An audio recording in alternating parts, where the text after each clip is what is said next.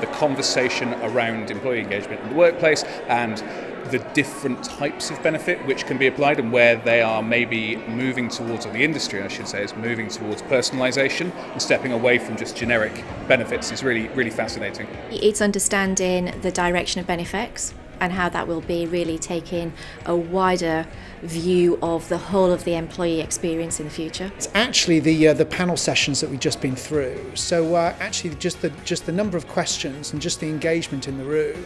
Discussing something that normally isn't talked about, which is mental health in the workplace. And I've been inspired by some of the presentations that individuals have given. Being here amongst HR professionals and having on the agenda mental health and to be discussed and as a priority. Engaging with the workforce. We've just partnered with Benefex, so it's one of the reasons we've come into this arrangement, is to allow us to perhaps reach out to staff better across a more diverse range and communicate the benefits they have available.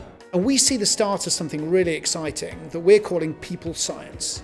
So what's people science? So if you have data scientists that understand your customers, and people really are your most valuable asset, then shouldn't you have people scientists that understand your people? Understanding the changes in legislation, what does that really mean for the benefits I've decided to work with my staff to create that really provide brand loyalty. So the big driver for me is about my employees feeling that their voice is really heard. We see this incredible shift from what was personnel back in the 1980s to be HR in the 1990s, and now what's becoming a people function. And just that real kind of shared understanding of vision that that's happening. How do I help still create that story and that buy-in to all of the benefit schemes and how all of that links to the way in which we really value engagement? Wearables and technology introduce lots of opportunity, but the management of that data introduces some real challenges. And how employers and employee benefits companies manage that data for the benefit of the employee is going to be a key thing over the next 12 months. The rise in the millennial generation in the workplace. So as younger people come through, their wants and needs are different from our traditional workforce.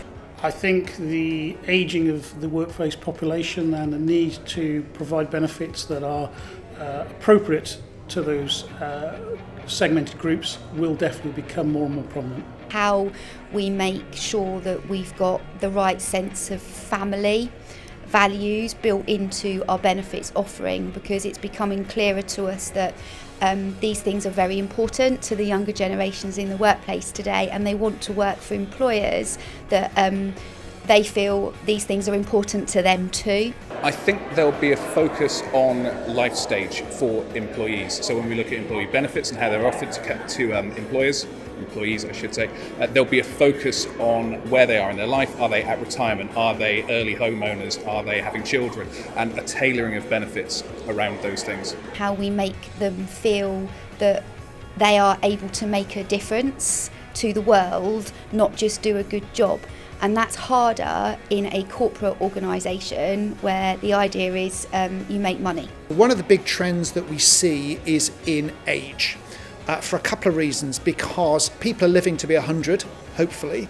None of our pensions are worth, well, anything, really.